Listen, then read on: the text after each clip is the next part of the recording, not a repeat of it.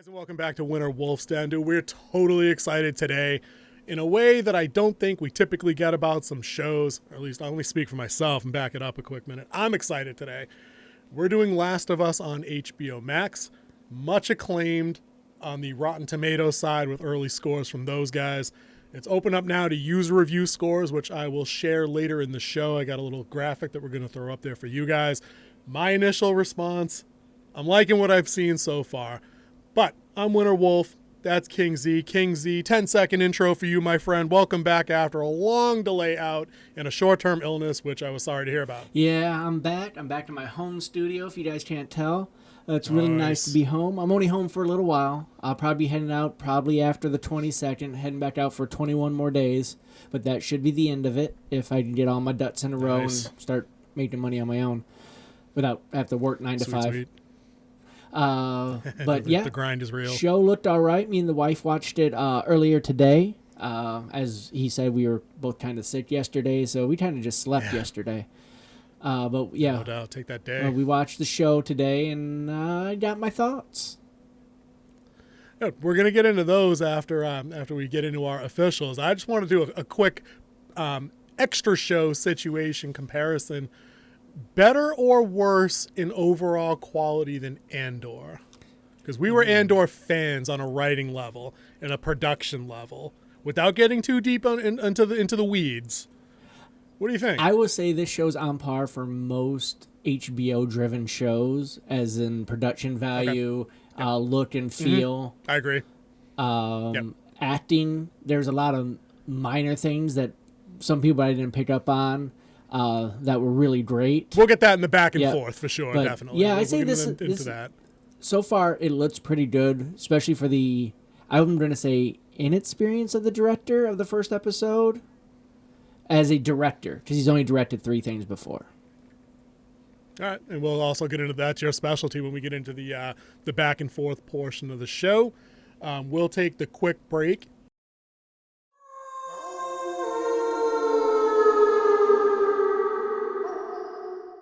All right, and we're back with the back and forth portion of the show. I have a lot to say on this one, dude. I don't know how you and the wife, how Mrs. King Z, your overall impression seems to be pretty positive on the show. I'll say right off the rip, as I usually do, I really, really enjoyed episode 1.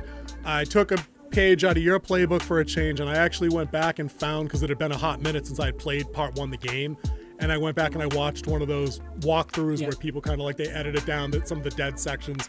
And the whole game, they got into a video in about 5.5 hours. So I watched that video through until the end, whereabouts the end of episode 1 rounded out. And I got to tell you, dude, I think they hit it. I really think they do. Oh, yeah. They made a couple of plot changes, but I think it serves the greater story of what they're going to be pushing towards as we get deeper into the season. And a couple of them, I mean, maybe some of them they needed, some of them they didn't. One of the biggest ones is, I don't know if you noticed, they changed kind of Joel's overarching story goal, which is he wants to get out of the quarantine zone to go find his brother Tommy. Yeah. And that was not his original goal in the game. He was just running guns and pills with Tess in the original game. He had no plans to leave because he was estranged from his brother, who kind of walked out on him and the Fireflies. Yeah. So they kind of changed that up a little bit. And then the other big one for me, and I'm not sure if this ties into any kind of, not like propaganda or messaging, but his original goal with Tess, like I said, was to recover stolen guns. The character Robert had ripped them off of guns that they had either bought from him or they traded for or whatnot. And in the show, obviously, they're trying to get a battery so they can outfit a vehicle to get out of town, to get out of the quarantine zone, to find Tommy somewhere. But I had remembered pre-show a couple weeks back where interviews were suggesting that this show would shy away from certain violent elements. I think they were meaning more of the zombie attack kind of stuff. But I wondered if this was some kind of anti-gun thing that maybe they were pushing, where there's not a lot of gunplay in this episode. We don't get to see Joel and Tess kind of take down Robert's base with any kind of stealth actions or shootouts. And they basically, we'll do some light spoilers in here, I'm sure. When they arrive at that point in the show, the shooting's already happened and they just kind of stumble upon the aftermath. Yeah. don't know if you have any thoughts on either of those plot changes, just initially. Well, I think the initial part of the plot change, other than possibly because I haven't read any of the pre-show stuff, like, you know, especially if they're trying to work it, I'm just trying to take the show in as itself instead of having pre-programmed disposition towards the show. But I believe that they changed some of it for him going to look for Tommy as a way to add more layers to his character, as it showed early that he was the broken man after the initial what happened in the very opening of the show, to the point where we're going to talk about he's burning bodies.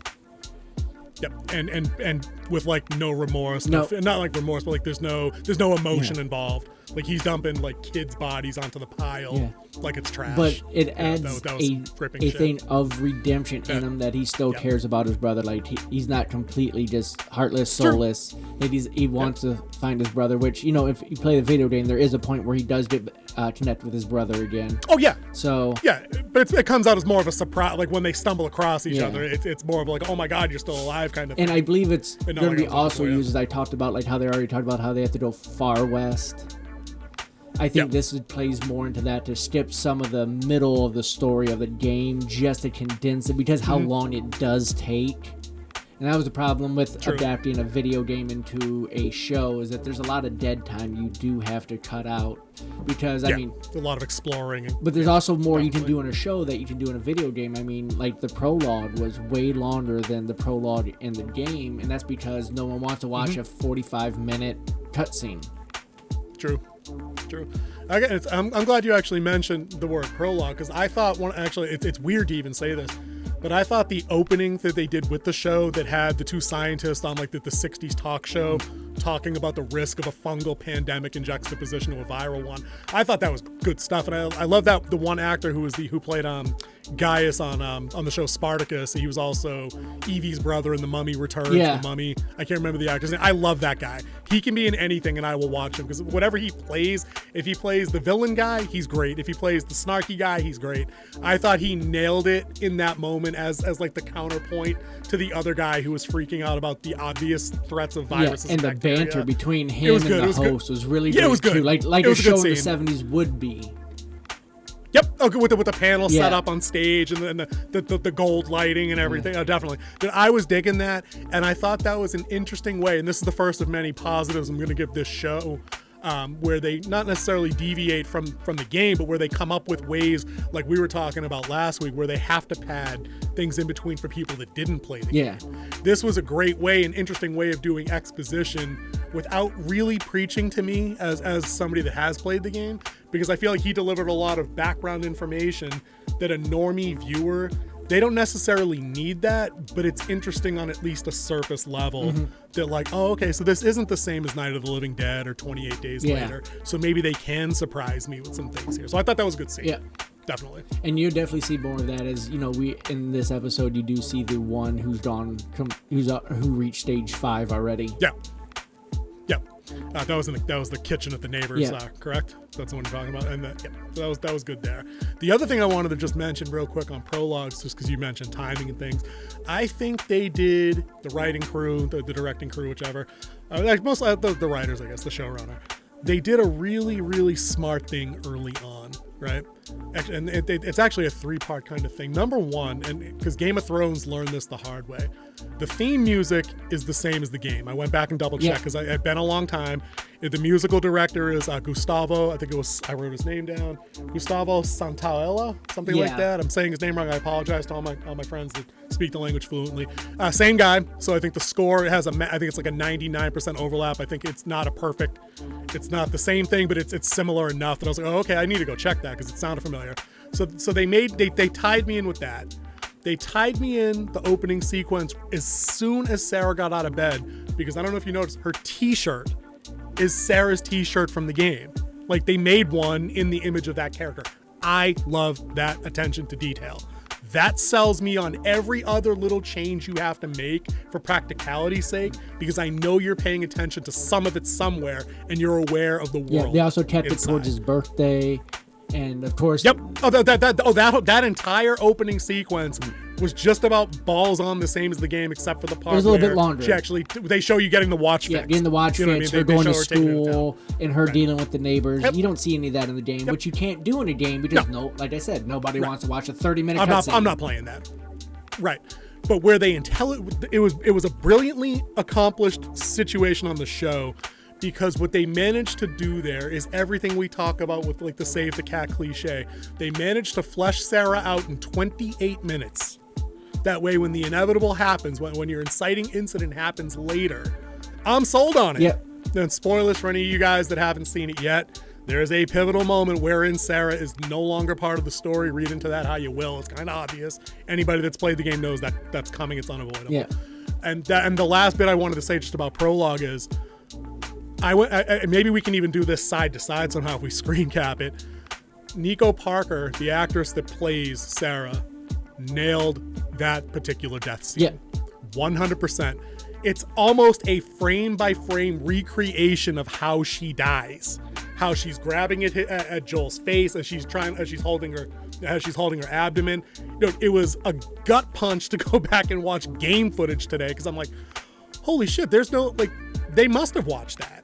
Which is weird, because so many of the complaints I make is that they tell actors, and Bella Ramsey as Ellie is one of them. They tell her don't watch Source. That way you can bring your own spin to it. And I'm like, but this is why you do, because it's good. Yeah. When you can emote and capture that, it's good. So I don't know if you noticed that her dying went down exactly the same way, but I love that. It was great. The one thing that I would say was my negative for the whole prologue was the transition. Yeah. The transition was perfect in the game, where it went from her dying and him putting his head down to him waking up as it was his nightmare. I like that in the game. They did not do that in the show. I thought it was a basic, like, you have your prologue. If you read in or watch any of Brandon Sanderson's lectures on his prologue, the prologue's your promise of what you're going to see or something that they're going to feed into the other one. And then you start with your chapter 1. And that's what they went with this one. They had your prologue with your promise, and then they went into your chapter 1, which was 20 years later, and they had just a little bit to establish the type of situation that they're living in. You're talking about with the kid that enters the quarantine zone? See, I didn't mind that as much, because I thought that was a good way of establishing, like you said, you lose a lot in translation with video games. So I thought that they had taken an interesting way of showing what current day looked like in Boston in the QZ, the quarantine zone, by having some no-name kids show up and just kind of how they determine the fate of people that arrive there. Because if they had done that in a vacuum and then they had just shown Joel waking up, it might not have worked as well. But it tied into his present day work-a-day job kind of thing, and that particular day he's on basically like grave detail, funeral pyre detail. So I didn't mind that as much, but I agree the game, because they're on right up on the rip, like right when you go, the pace just kind of takes off and it goes. So I didn't mind that as much. Yeah, because it kind of would have been harder to establish the military and dictatorship that they state that they're in, right, with him just walking around the town like he's going to work that day. So I can understand doing it that way, but that was my only really knock on the whole prologue, was I like the transition in the game better. True. It just shows the nightmare that he lives with every day. Oh, sure. And like you mentioned earlier, I think that the kudos there comes afterwards, where we know that they use that as an example to show how broken he is. Because in the game, he basically, when he actually wakes up, we realize he's just dealing drugs and guns, and he's just trying to get by. You know what I mean? He's not doing a work-a-day thing that we see in the game. He's just out there like black market profiteering is basically what he's a smuggler. Doing. So he's broken in a different way. He's basically Han, basically. Well, one of the things I liked early on too, and I know you'll comment on this because we talk about set design and things like that all the time, is I thought this was a great interpretation of the game. I thought Boston looked like an actual post-apocalyptic shithole right out of the game, with all the surveillance cameras, the megaphones, the propaganda posters, the soldiers on the streets, the blockades. There was a lot to unpack visually there. And when you talk about him walking around, I think they made good use of that time early, where you see, almost lifted right from the game, the military authority has rounded up fireflies, or resistance or rebels or criminals for hanging. Yep, for leaving this is the a martial zone. law ironclad, right? Yep. So I thought they accomplished a lot of world building quickly by, hey, wait a minute, there's a rule for this: showing, not telling. And I also had the them painting over the Firefly emblem. The graffiti. Yep. That's very wisely done, because you say a lot without saying anything at all. So I think that's definitely that was a plus there. Just going down the old note sheet here, and there were a couple things that I just wanted to hit. And I'll give you some time there for your own little section there in the back and forth. And we're not done by a long shot, people. The show is an hour. We've got time. I appreciated in this show, first and foremost, from the first episode, and whether or not they completely deviate, we won't know until we get there. But they lifted directly from the game lines of dialogue and visual images, which I thought were crazy, stupid, good idea. A couple in particular, when Joel, Tommy, and Sarah are making their escape, they drive by a burning farmhouse. And they say, oh shit, that's so-and-so's farm. I hope he got out. Literally lifted from the game, right? And a short time later, they're driving kind of northbound or whatever, and there's an east and a west option, and cop cars go screaming by. There's highway signs.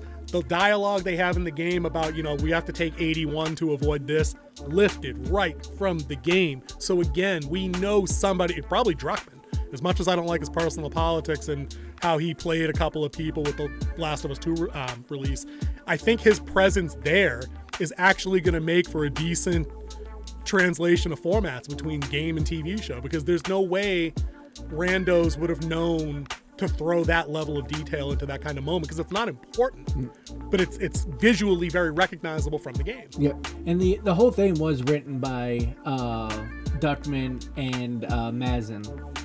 Or was it Duckman? Right. Druckmann, DR. Yep. And Mazin, Mazin. Yep. Who, Craig Mazin, was the director of this episode too. So to get it off to a good start on something you wrote, taking the reins right off the bat is a good way. Yeah. Yep. I know we're not going to do scene by scene like we did for Andor, but a couple of them just early on, just in the show, just to talk about. I thought they captured the insanity of them trying to escape via pickup truck, like by driving through the city and weaving through the alleys with car crashes just coming in and mass hysteria. And that's even before you get a peek at any of the infected. Yep. This is just people like running out of the way and tripping over each other. You get the basic form of the infected with the neighbors, and then a couple like scenes of people bent over people. But a lot of those scenes, right? But they're usually at a distance. Yeah. There's some haze. They're not rolling camera right up to it at this point, which is good. But I thought that there was genuine. I think they were good with ratcheting up tension and like that foreboding zombie movie sense. And I mean, even unless you had no idea what you were getting into, there's no way you didn't notice as a viewer like the increasing level of like silence and solitude that Sarah was going through. And not just like when she obviously walked out of the watch shop and the streets are abandoned, but like 5 seconds ago there was like a meat truck over here and people eating on picnic tables, and then she goes outside and there's nobody. Like I felt it in here. Like I'm getting nervous, and like I played the game, I know what happens, but I'm like, oh shit, someone's breaking into this girl's house. This is where the changes are gonna come. The nutbag, terrorist clan members are gonna break into her house. I didn't know, but like I thought that tone was set very early on and very effectively ratcheted up right through when Joel and Tommy show up and get her out of the house. Right when the infected neighbor finally makes their play and Joel has to tune her up with the monkey wrench. Like I thought that was all very early on. I was already like, okay, I'll watch this episode and I'll give them the benefit of most doubts when it comes to programming changes, because they got the important parts right up front. Like Sarah's method of death it was exactly right. It was spot on. They recreated them rolling down the hill. Yep. When it was all over, like we mentioned, her death scene was perfect. Tommy with the gun was covering them. Like that's how Joel saved and transitions 20 years into the future. So I thought the early stuff was good, which I appreciate that right out of the gate, because if they had started stupid slow, like something like Blood Origin did for The Witcher, I think I might have been less interested in watching the whole thing. That's just me. What about you? Were you digging tension? Did they need more? Did they need less? No, I think they followed it. As I said, they all they did was really stretch it out, add a little more detail into the dynamic of the family, which, I mean, if you know the story, you know that her mom passed away early of, I think it was cancer or something like that. So they're trying to get by. They hint at it. I don't think they ever say it, But you definitely see, like, she's acting more of the parent at times, because he's probably still distraught and he's just trying to get things. He's just worried about feeding her and making life happen and not worrying about the little things. He's doing the life. workaholic dad thing. Yeah, for sure. I'll say this about the show and differences, though. As far as subplots and kind of the narrative of the show go, one of the things that kind of annoyed me, and I mentioned it up front, that they didn't follow through on, I think they robbed Joel of a little bit of his badassedness early on, like a little bit of agency. Like, yes, in the game, Tess is kind of his boss, like, I guess, and they're like in the smuggling organization, which is fine. Nobody gives a shit about that. But they also because it's a game and Joel's the character, he's the player, he's the character you control, you get to follow through on him actually being a badass and acting like a black market smuggler type. In the show, when they realize they've been ripped off, they spend, several minutes having Tess having taken captive by the character Robert and his goons. She gets out because of, the Fireflies strike, and she makes good on that and she bails. But when she gets back to Joel and they want to go do the ass kicking, get our pills, get our guns, get our money back thing, the show basically glosses over all of the in between, except for the one part where they run down a lead about where Robert might be, and that happened in the game too. So credit for them. That they met up a guy and they've got they bribed a guy to tell him where he was. But in the show, they just kind of get there to where Robert is, and it's heavily implied that it's the Fireflies made good on a threat to him and put down all his goons and took the guns, took the money, took whatever. So we don't really get to see Joel do anything along the way. No, and I thought that was kind of odd. All they really do is show them going through the subway, going into restricted areas, and that's where they find the fully phased zombie. That was awesome. Up against the wall, like he's past awesome. Level 4. Just kind of. That was pretty gruesome. Yeah. Now let me ask you this, because I'm glad you said subway, because I actually had that in the notes here as well. In the game, they're basically using a set of hidden passages through building infrastructure and topple buildings, things like that. Do you think they changed it to the subway because it's just more practical to shoot? Because that was kind of my read on that. They don't actually, at this point in the game, there's a subway section much later in the game, but in this upfront section, they're basically just crawling through ruins to get to point A to point B to evade soldiers. I mean, Boston, you live near. Right. Yeah, there's a T. The system. It's established, it's easy to recognize, so it's easy to say, we're going to go through the T. Right. I think he says where we'll come up underneath Haymarket. Yeah, and then we can go into the building because some of the stops are underneath buildings, so it worked out well. Right. And then they did show, they did drop a little bit of knowledge about how the buildings had those crawl spaces, and they try to shorten apartments for condominiums as they go through there. Yep. So, I mean, it works out. It fits their world, so that change really doesn't bother me that much. It's more practical, easy, and like you said, easier to shoot in a wide open spaces than trying to get all these great looking them crawling, jumping from building to building type shots, which would probably end up being green screen and probably wouldn't fit with the look like dog shit, right? Save on production budget as well. Well, that's, I mean, and like you said, it just makes not only fiscal sense, but it just kind of made story sense for what they were doing anyway, because you could literally just follow any of the lines in Boston to whatever place in the city you wanted to go to. It's not like there's just the one line. Yeah. You know what I mean? You could literally get anywhere you need to go just about by doing that. And it, of course, would be a place that would be dark, dangerous, scary, locked, off limits. Soldiers wouldn't be down there, but you don't know what other hidden dangers are down there. Like she found out. I thought that was a pretty good jump scare, by the way. I thought it was pretty good. She clicks the light on and blam, dude, cordyceps zombie all up plastered on the wall, because like you said, he was beyond whatever staging that they use in the in world. Yeah. I thought that was pretty gruesome, and I did like that. And I did like that effect also. I'm not sure if it had to be practical with the cordyceps. Yeah, that was definitely art department who set all that up. Yeah, that's what I figured. So that I thought was pretty good there. The one thing I did see is that they're not leaning towards spores as the infecting agent in this.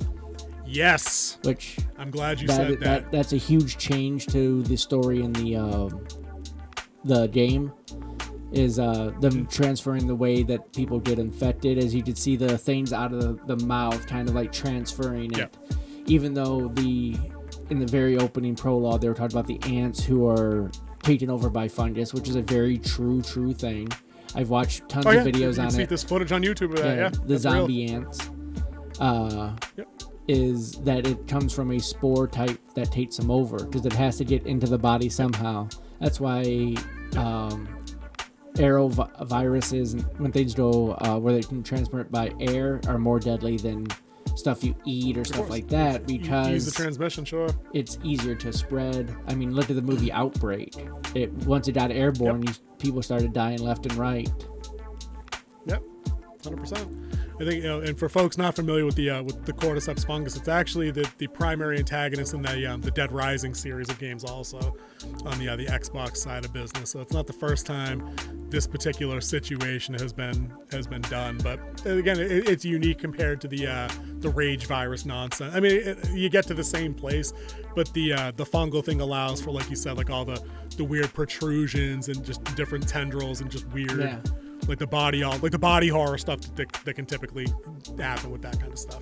So that's a good pickup on your part. I noticed that today too with the gas masks not being, and they might break it out later, who knows? But it just wasn't part of that initial run through of them getting through the ruins from point A to point B in episode 1. So I thought that was a little weird. Think one of the main reasons they did so they don't cover up their actor's face with gas masks. Could be, and that might have been a Pedro Pascal situation, given his issues with masking up, not that kind of mask, masking up on Mandalorian. So maybe he didn't want to go two shows in twice. a row. But again, but I mean, but it's not, they don't live in gas masks in The Last of Us. It's literally just to get from that part of the map to the next part of the map. When they start seeing but who knows? And they also had to be like a certain concentration of spores. Like one spore couldn't infect you. You needed multiple to be breathed breathed in to start for it to take effect. True. One of the things they missed though with omitting all that spore related stuff is there's that part at the beginning of the game when Joel and Tess are making their way to where they got to go to get Robert. They come across somebody else kind of trapped in the wreckage, and his mask broke, and he's basically in the clip. It's like the guy's like, "Hey, don't leave me like this to turn or whatever." So Joel has to make a decision to either leave him or blast him and put him down. So it's kind of I like that kind of ethical character development right then and there. I think that was a minor missed opportunity because the show hasn't given the opportunity to Joel at this point to kind of be who he is in the game just yet. I mean, I'm sure we're going to get it. We see a little bit of it towards the end when they're fleeing. Well, that's what I mean. I think this is probably just like a really minor nitpick on my part that I was just like, oh yeah, I actually do remember that from the game because I was like, oh, I could use the bullet. I only have 3 of them, but will they hear me? Will the soldiers hear me? Is this guy going to survive and come after me later and infect me? It's just one of those things. Yeah. But it was like I said, that the passage of them going through the ruins to tie it back to that was kind of cool. I think one of the other things that I wanted to talk about, I think it was a story thing. Let me find it here. Here's that was 2 of them. I think there were kind of missed opportunities and kind of major question marks. I think that for a TV show that knows that they're going to have to invent a lot of, not to call it filler because that has like a negative connotation attached to it, they have to fill in certain details that the game doesn't have to because you're looting rooms and picking up scrap to craft things, and no one's sticking around for that consistently in a show. Like, I wouldn't mind Joel having to do that once in like the show, just so it could be like a throwback to the fans of the game. Like, oh shit, I found like 3 saw blades and duct tape, so I did, I made a weapon out of it, and like just do it once, just to have it done. But I think that for a 10 episode, actually, how many what's the number of episodes on this one? I think it's 8. Are we 10 because it's HBO? I think it's 8. It's 8. Okay. Let me go and check real quick. Assuming it's 8, I guess I'm not as concerned about what they have to make up to fill the time. But if it's a 10 episode, hour-long show, right? I think that they missed a minor opportunity here to play a little bit longer in Boston before meeting Ellie to get her to the Capitol building. Like, we could have had a longer bit of time spent with Robert and his goons to get into the black market arrangements that are made around town with like the drugs, the guns, the ration cards, trafficking, like whatever thing they wanted to do. I felt as I was watching the show, I was like, oh, it's already over. Not only is that part already over, but it's like we didn't even get to go through Joel and I already said this like twice. It was the big thing that kind of got me. We didn't get to see any of the action of them actually taking Robert's gang down. Yeah. So if we're not, it's like we've jumped past all of what really sets the tone for the game with like the stealth gameplay with like taking guys down silently with the chokehold or the shiv, the gunplay that happens. Like, we missed out on a lot of action early. What do you am I reading too much into that, do you think? Like, is it not to be feared, or where are you at with that? Because I feel like that was like 2 hours worth of game. Yeah, but I think out of like a 12-hour game. I think you're changing a person who's playing a game to a person who's watching a show. I think that'd been too much for someone watching a show. Attention spans would have lapsed a little. Unless it was... Well, they didn't need to go on like a 2-hour raid. I mean, but could you give me 3 minutes of like, Tess signaling to go left, and then Joel giving her a yep, and then crouching behind the dumpster, and then getting one guy? I mean, just give me the one guy, But like they get there and like the dirty work's already done, I think they mainly wanted to get Joel and Ellie together to start that dynamic. Yeah, true. And we're going to talk about that in about 2 seconds, because I just got one more thing. One little bitty kind of... That was a head scratcher for me. When we meet Ellie, she's kind of in a rough spot. Yeah. She's chained to a wall, right? We got, scientist lady asking her questions, doing like the mental status check. If the viewer can put together 2 and 2 why they might be, asking her these repeated questions, because Ellie makes it known that, like, I'm not supposed to be here. I've been here for like a hot minute. Whichever. So we know what's coming, I think, with Ellie. Like, if you didn't play the game, I mean, you and I know, but the normies. So she's in a bad way, chained up. They've changed significantly the dynamic there between her and Marlene, because the story from the game goes that Marlene was friends with her mother and has always looked out for her, and that she's not just human cargo that the Fireflies are necessarily trying to transport from Boston to Oregon. Well, they did hint at that Washington. When they had the Marley-Ellie one-on-one, where she told her what her real name was, and told her that she's the one who put her in the school, because it was safer to put her there. But that's what I mean. Are you saying that she was friends with her mom, but she didn't have Ellie from a young age, so Ellie doesn't know who Marlene is? I mean, I guess that... Before you have cognitive memory, she could have been part of her life. And I guess that kind of then passed her off as an orphan. Because she was put in military school. I mean, that's... Right. I mean, and that's game correct. Like, she spent time in the orphanage. That's where she meets the crush that she has in the DLC. I don't remember the character's name. It's the character that gave her the bite mark, actually, if I remember the DLC right. I think that's who got her. But I thought that was kind of weird, because I'm like, oh no, you're chained. Why would she have you chained? I don't know. But so basically, like King Z was just saying, we spent about a half of the episode with the world before, and the second half of the episode is ostensibly the world after. Yep. And I thought the pacing was pretty good, because by the time we get to Ellie, she, for all the differences of the actor to the character in the game, Bella Ramsey doesn't look like Ellie by a stretch. I mean, she just doesn't, besides the brown hair. Like, you mean to tell me there weren't like a billion American actresses that just looked facially more alike that character with like brunettes? Like, I don't know. I mean, she's a good actress. People like her from Game of Thrones. I'm sure she's been on something else. I'm not a fan. I don't know her from like if she was on like Mickey Mouse Club or some shit. I don't know. I don't even know if Mickey Mouse Club's still a thing. I don't care. What do you think of her as Ellie? Personality-wise, characteristic. I said this in our pre-show. I said this in our pre-show. HBO likes to stay with the people that they've used before. They like staying with what they know and who they know. That's why you're getting a lot of Game of Thrones crossovers into this show. That's what I think. She just, they knew her and they're like, hey, we might. Let's see if we already have her under contract to do another show, and then. That's a good point. So you don't know.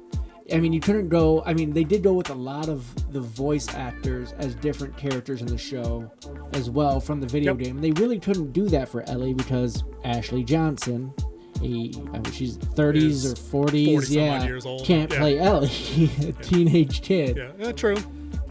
But I mean, they couldn't have just found like an American girl that happened to have brown hair, that happened, like I said, just on a more facial recognition level that just...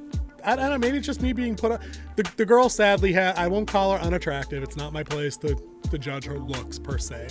But she has a unique face. She just does. You can read that however you want, viewers. I'm not trying to dog her. I'm sure she's very nice in real life. I'm sure somebody finds her very attractive. She's not quite my cup of tea. But the point of the character is not to over-sexualize or over-attractivize a 14-year-old in the game anyway. I'm just saying she has a unique look. Yeah, she looks British. We'll leave it at that. She looks British. I was thinking the eyes are a little, just whatever. But I just didn't know. Like, but what do you think of her in the role? Let's skip past all the appearance, the aesthetic. Is she Ellie?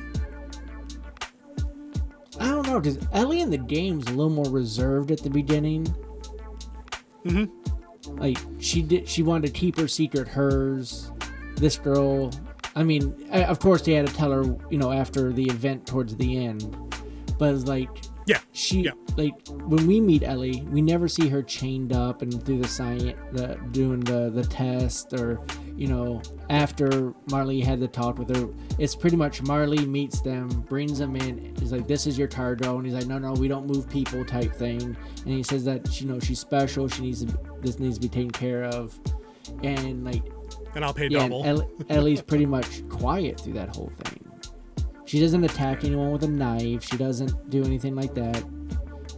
Oh, no. When she meets Joel for the first time, she comes in through... I just watched the thing. She definitely comes through the side door. Yeah. She tries to throw the knife strike, but actually Tess is the one Joel's leading. So Tess actually comes up from the back and deflects the knife strike. Oh, no, that actually happened. Because I was looking for that, too. Yeah, dude, I 100% just watched it about an hour before we started. But the whole scene goes down almost exactly the same way. Marlene's wounded, and I didn't get that. And just as a sidebar, because we have to have one, maybe you remember from when you just reviewed game tape also, I don't understand how Marlene was injured in the game. I believe it was Tess and Joel show up and do all the shooting. It was from the raid from the feds. Okay. Because remember, there was wanted posters for her everywhere, and they didn't show that in the game. Okay.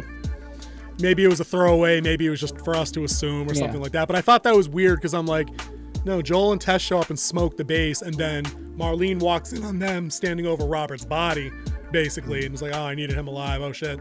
And then she basically gives him the job. But when they meet Ellie in the show and in the game, Ellie comes in the side door, tries to shank Joel because he's got the gun up on Marlene already, because she has her gun, she's wounded in the side. But everything about that scene actually is pretty close on to game and show also. Like the part where Joel steps on her knife, and then he kind of slips it away, and she calls him an a-hole and shit like that. That's all the same. The dialogue where Marlene says, I need Tess to come back with me, and Joel's going to take her to go wherever. And they both at the same time, Joel and Ellie go, I'm not going with her. Like they just kind of blurted at the same time. That was actually pretty much frame by frame. It was good. I thought that part was really good. The line I liked in the show, between the two of them not liking each other. The line in the show I liked was when they went off to talk about it. And she's like, yeah, go ahead and talk about yourself. I'm just bleeding out here. Yeah, dude, I thought that was a good line when Marlene said it, because she took the gut shot. I thought it was pretty good. That was pretty good. And I didn't realize until I went back and checked today too, that actress is actually portraying herself from the original she game. Was the voice actor. That was, I believe, that was Merle 2012. Dandridge. Yep, she was the voice. Mm-hmm. So it's nice that they brought people back where they could to do those kind of things. I thought that scene was good. I thought another good scene that just kind of builds the Joel Ellie thing and shows Ellie having a little bit of wits about her is when they're in the apartment and she's kind of trying to decode the radio smuggler's code that Joel uses, and she kind of tricks him when he wakes up by, oh no, your radio went off, and it was such and such a song that she knew from the book was from the 80s, and she had suspected that if somebody calls back with an 80s song that it's trouble, or she didn't know what the code meant, but like he hears what song it is, and he goes, oh shit, trouble, and she's like, ha, gotcha, and I'm like, okay, all right, so she got a little shot in there that she's got some hustle to her, so I didn't mind that. I'll give her a shot as Ellie, but I think she's like you were saying, I think she's a little too hardcore for the role, because in the game, Ellie's not quite obnoxious child actor, and Bella Ramsey's not there yet. She's not Lady Mormont in this. Yeah. So I mean, there's levels of that, because she was like 9 when she did that or whatever. So she's not there yet, but depending on how she handles first contact with an infected, I'll make my final character judgment on how they're writing this show and that particular character. Because if they have her be some balls to the wall, fearless Mary Sue, I'm probably going to check out of the show 50% and be like, no, because that's not Ellie. That doesn't work. Ellie has to get to that level where she gets stone hard and steel to be able to deal with the world she lives in. This is a girl that her entire life has been spent inside the wall. You know what I mean? She's never been outside of quarantine. And they also said to the that point where she gets outside, they comment on it. Right. When they actually, they have the scene in the game and the show where she's looking out the apartment window at the wall, and she's like, I've never even been this close to the wall. So when they actually smuggle her outside, she has that moment where she's like, these buildings are fucking huge. This is what it was like? Oh my God. And I thought that Bella Ramsey did okay with that spot there. I thought that was pretty good. What do you think of the Joel Ellie on the show? The relationship, they're heading in the right direction. They're not antagonistic enough yet. They are. They're not. Well, you see a little bit of it. You see, and they pointed this out in the post-show credit stuff. I watched that. Yeah, I usually don't. Yeah, where they were talking about like when Joel protected his daughter, she cried. But this one, she actually looked excited about someone protecting her, to the point where he brutally murderized somebody with his bare hands. Yeah, he definitely was a murderization. We'll cover that when we get to the end of that for sure. I also saw that, and I usually don't watch the after episode stuff. I usually don't, but I just enjoyed the show enough that I figured, let me take a peek at this. And I thought it was all good commentary literally until that part, because that was not my read that I wanted for Ellie at all. I think it looked like I agree with what was said, but I don't like that direction for the character. I don't want Ellie to be somebody that enjoys somebody being murdered, because in the moment I don't think you enjoy that. Like, you're grateful that somebody saved you from being killed. But to like linger behind Joel over the shoulder as Joel's doing the thing, and she had this flash of like a really weird, like sadistic smile. I'm kind of like, that might have just been me. I might go back and rewatch that part, but that's not how I think Ellie in the game wasn't like that. No, she wasn't in that moment. Because I mean, there was 3 people that hemmed him up, and I think there was guns exchanged in the game. I don't think it went down that way, but I just thought that was weird. That maybe just caught me off guard. I thought that was a weird take from the creative director. I don't think that was Druckmann. I don't remember who that was that made that statement. But Joel and Ellie specifically working off of each other. Do you like Pascal and Ramsey? So far, I mean, it's still too early to tell. We'll see how the relationship grows as the show grows. True. Overall, right now, it was pretty much you watched a prologue in chapter 1, 2, and 3. And usually when I'm reading... Is that how far into the game it goes, really? Well, I'm putting it in book terms. Like that? If it was in a book, I just see that chapter prologue. I thought you meant like levels in the game. No, chapter 1, 2, and 3 I gotcha. of a book. Yep. And usually when I'm evaluating a book, I give it to chapter 3. If you can't capture me by chapter 3, I'm done with the book. Me too. I was thinking about doing a channel at some point called The First 50, like the first 50 pages. Yeah. If you don't have me in 50, I'm not giving you 400. I only get that kind of time. So that makes that true. I think I had one more thing that I wanted to do. Let me see here. Cut out the babble. We did Joel's motivation. We did Ellie's origin.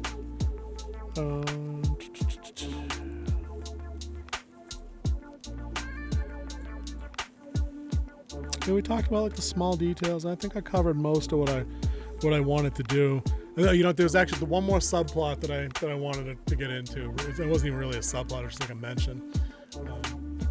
Just give it a pause.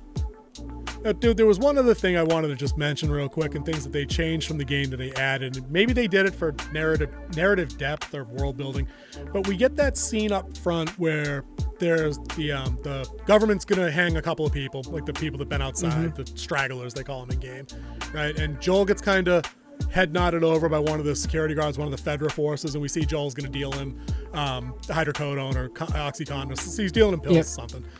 And I went back, and in the game, that's not a thing. No, that's not a thing. Like, there is no... They don't do that at all with like him interacting with a soldier. And I'm wondering why they went that route on this show, because then, of course, at the end of the episode, that's the soldier that, of course, hems him up trying to escape, and Joel has to, murderize him, basically, because he's basically like, I told you to stay inside, now you're going to hang, and this, that, and the other thing, so the story can happen. But why bother making that character more than he is when maybe those couple of minutes could have been spent doing something? I mean, I don't even know what else I would do.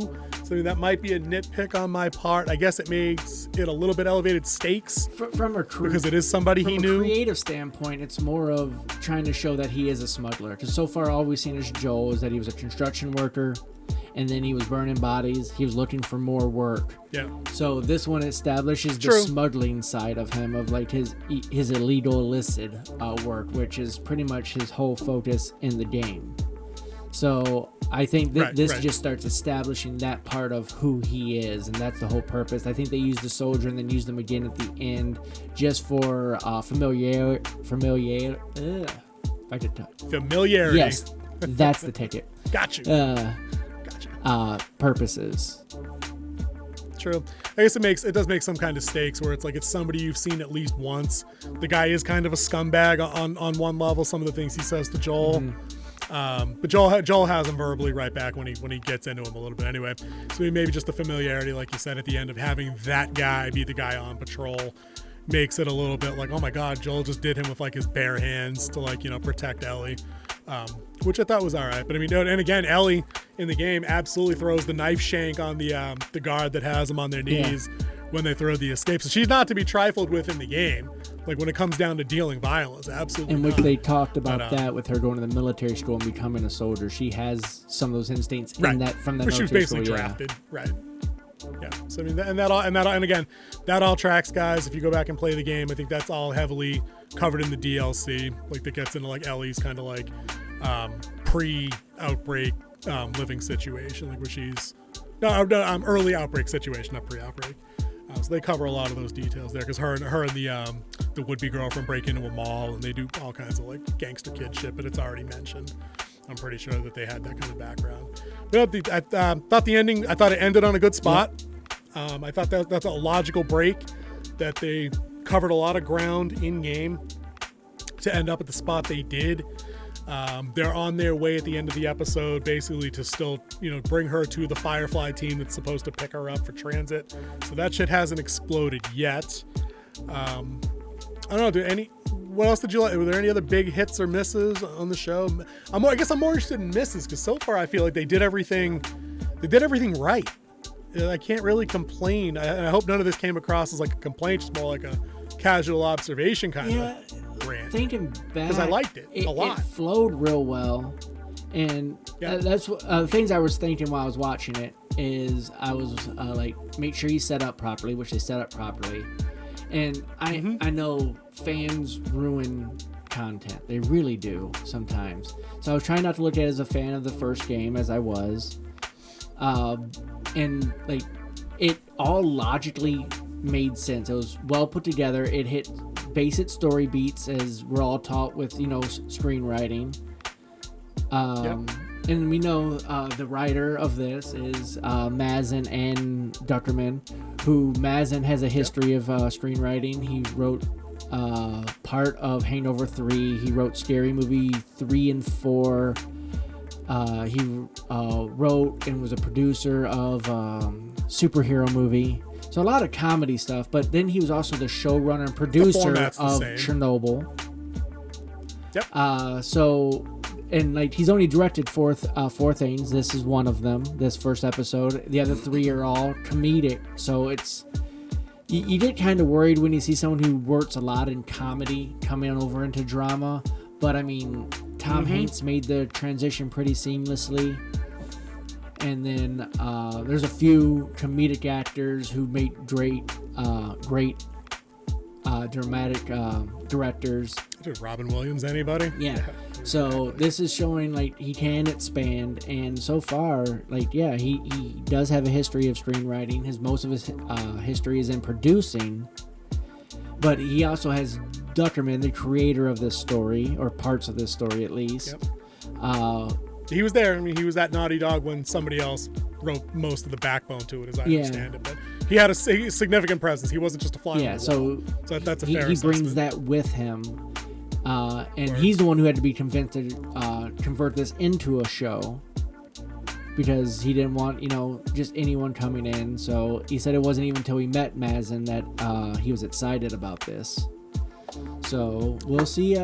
We'll see. I mean, there's not many miscues. I don't see much of that. I can see that one of the funny parts was when she was taken hostage, and like she's the prisoner, but she's negotiating the peace between them. He's like, because he's so scared of Joel. Yeah. I mean, that does that kind of hints towards his like he's so scary that the person who has you prisoner is trying to make sure everything's peaceful before he releases you.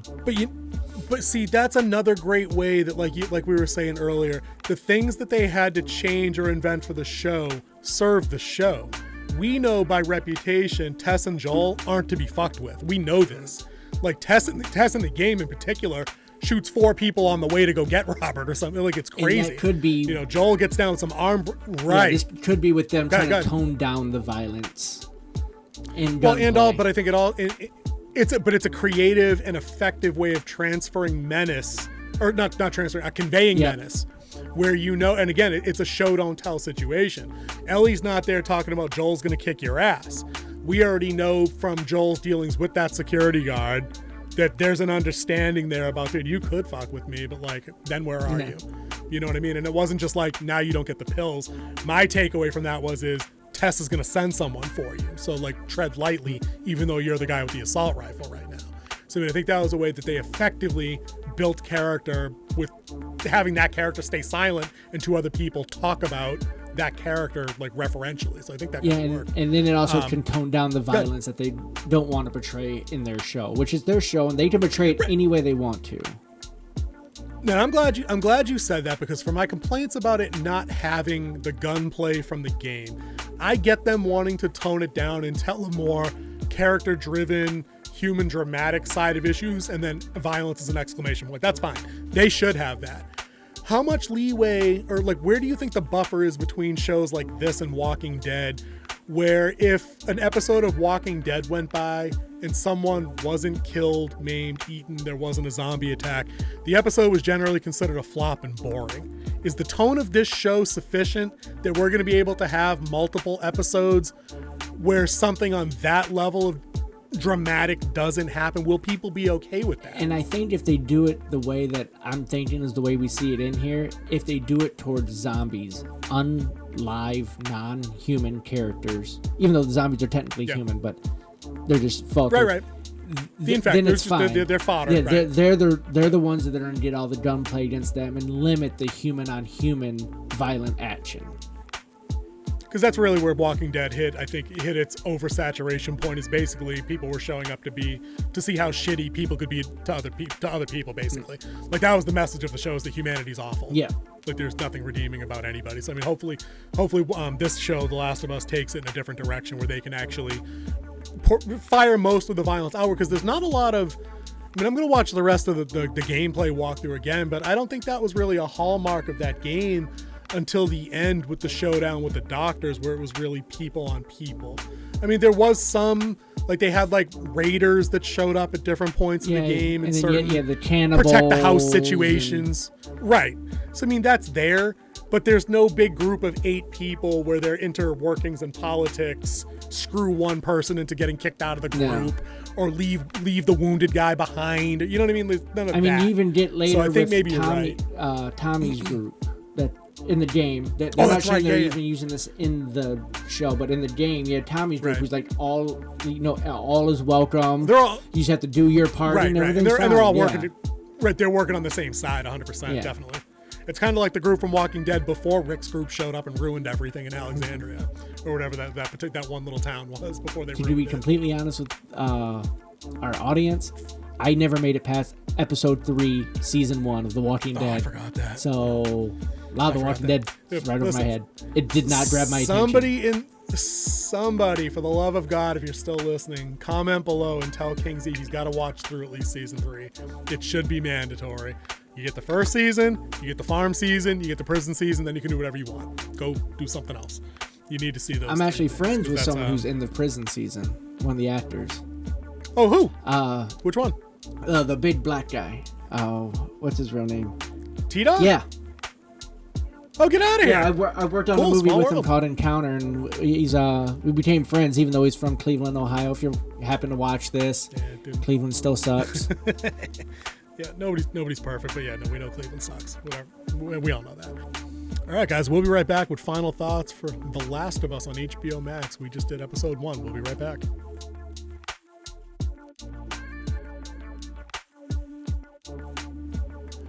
All right, dude, and we're back with our closing thoughts, our final thoughts for episode 1, like I said.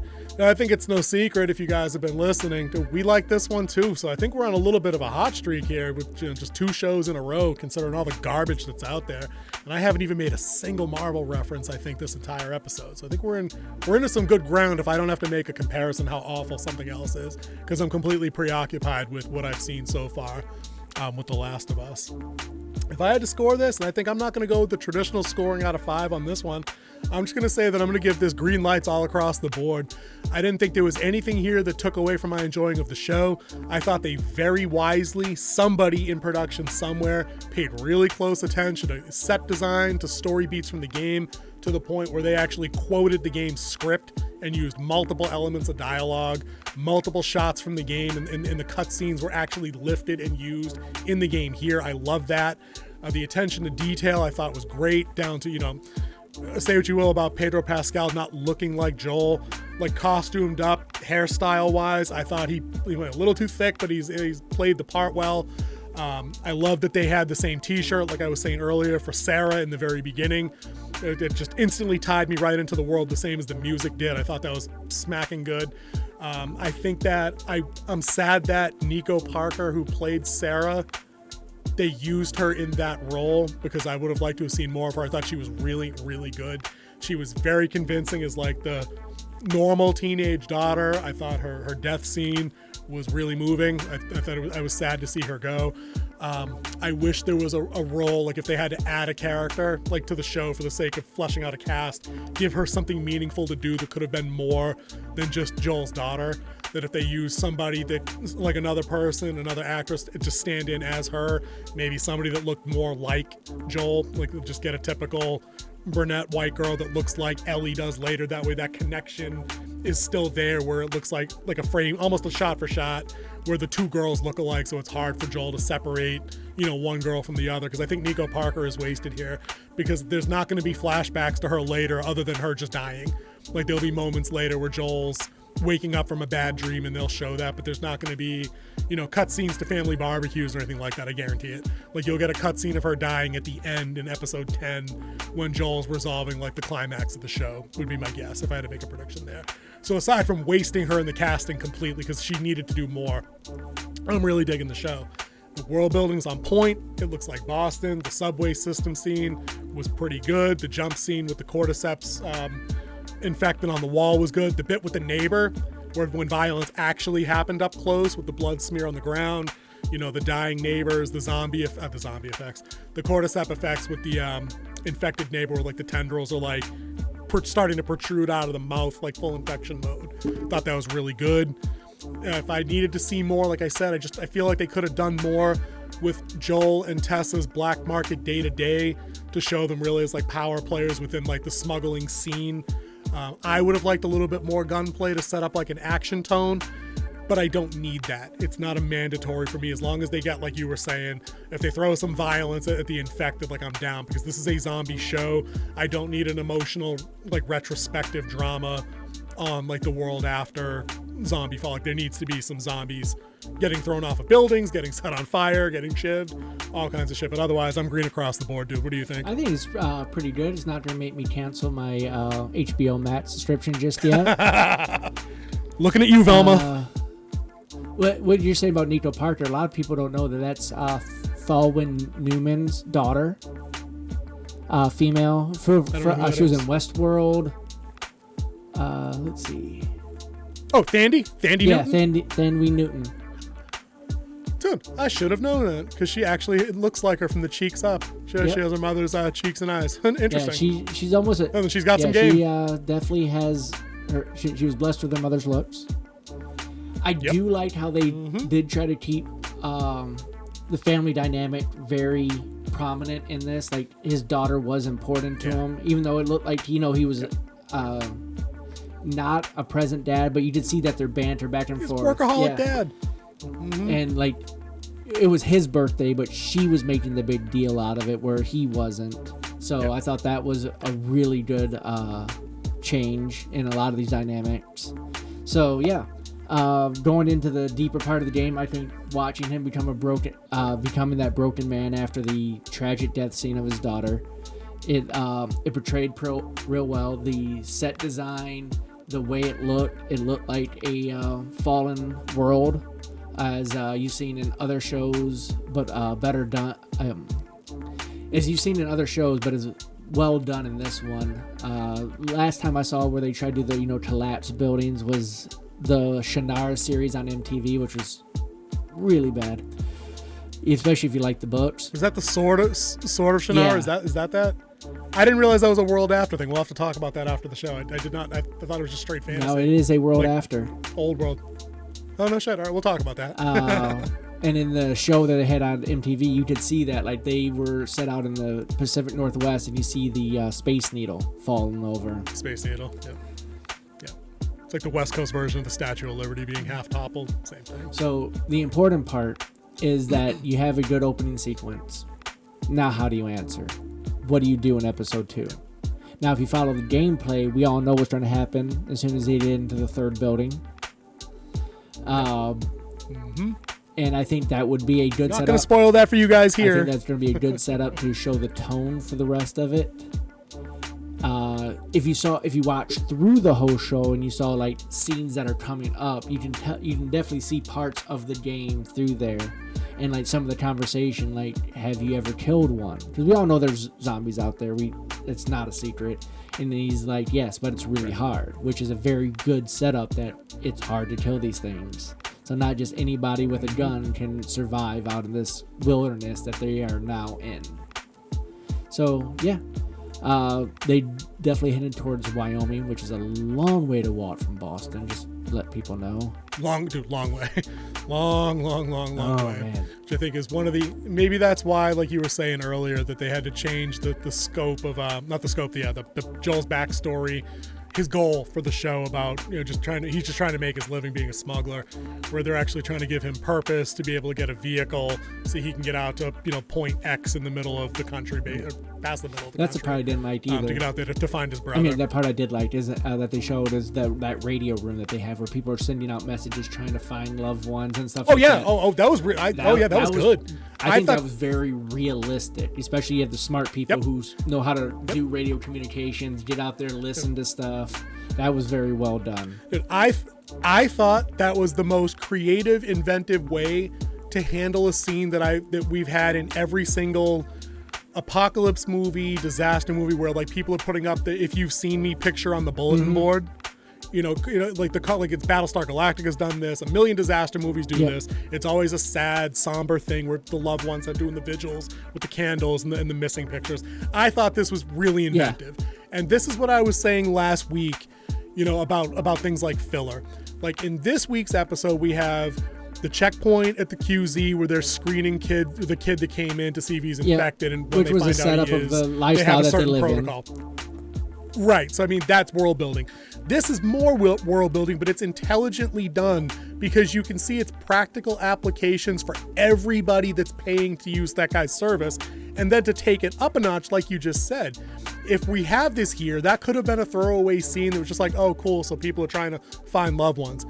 But our main character is using this service, and he's paying to jump the line to be able to get out a shot to his brother. And then to raise stakes, they even have dialogue that's very purposeful, where he says, it's never taken Tommy more than a couple of days to get back to me. It's been 3 weeks. And then the radio operator counters and says, oh, I'm sure he's fine. But then they have a little bit of banter back and forth. And then Joel's like, yeah, but you just told me about cannibals, raiders, and slavers. You sure he's still fine? And the guy has no answer to that because he's like, well, yeah, no, of course I don't know if he's fine. So I just thought it was well done. I'm really glad you brought that up because I totally skipped over that in my notes to just mention. It's like, that is good world building. That's the kind of stuff I'm in for. When we talk about how we don't want to see people sitting around talking about feelings in hallways or feelings at a coffee shop, this scene is the opposite of that. It indicates, it gives purpose to the coming actions that the character is going to actually have to execute on or not. Yep.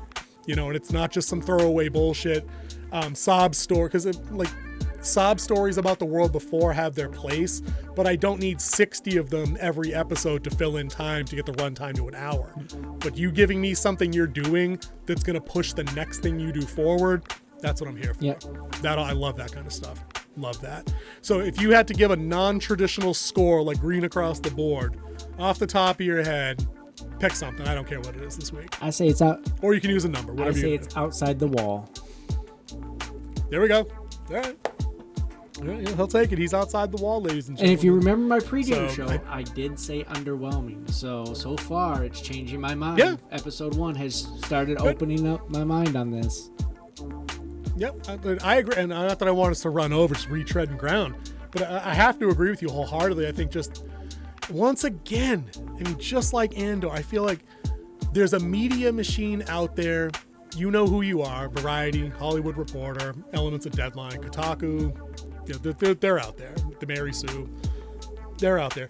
They write these idiotic pieces that do nothing but antagonize potential viewers for these shows. They all have a particular political slant. I don't care who you voted for. I don't care what your opinion on a flat tax is, or I don't care what your particular opinion on the Second Amendment is. I just don't. Vote how you want, be who you want to be. But these idiot outfits, these idiot journalistic, and I use that term lightly, these idiot journalistic outfits, they antagonize normal people that might not have cared into not watching. And I think this was that. Because while this show didn't have the degree of like previewing suppressive fire on its audience that something like Rings of Power did or the Kenobi series did, it was still out there in certain places. And I'm like, I'm glad I didn't buy into it and then just write it off. Because I think this is a great show. I think it has potential to be a great show. We can't know after one episode, regardless of how good it is. It could go off a fucking cliff next week. I mean, look how fast Halo went off a cliff for a lot of viewers. Like, there was 30 minutes of a good show and then absolutely nosedive within episode 1. So, I mean, they could show up next week and have like a knitting class for 45 minutes. We don't know. So we'll have to cross that bridge when we get there. But I think it is worth defending the show by saying, at least at a glance, because there weren't major press releases from like HBO where they're talking about, well, we had to warn certain members of our cast that there are hateful bigots out there that might not like this show just because you're a certain color or ethnicity or, you know, sexual orientation. I'm guessing because those pieces weren't written, the show knew it was quality ahead of time and didn't need that kind of cover fire. I think that's something we reserve for garbage shows like Kenobi and She-Hulk. Yep. But that's just my take on that. Dude, anything else for our people, or can we get out of here and go get some dinner? What's going on? I think we're done here. I think you guys should check out the show, and I think y'all need to give us a like and a subscribe down below. We need comments too. I want to get into some like differences of opinion. That's what I need from this show. We're gonna start saying some controversial shit early, so we can get people to get angry and say some stuff in the comments. So we can I like spam. I think that's gonna be our move. I like spam. Extra spam, please. Spam and bacon. So we're gonna get out of here, guys. In that little box over there, that's King Z. I'm Winter Wolf. We'll be back. I think we're gonna do these we're gonna drop them Monday. Is that our plan? I'm gonna try to do Monday or Tuesday out.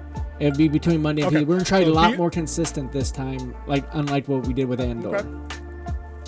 All right, so we're gonna drop those for you early week on an ongoing basis. So stick around, stay tuned, and we'll see you guys in the next one. See you later.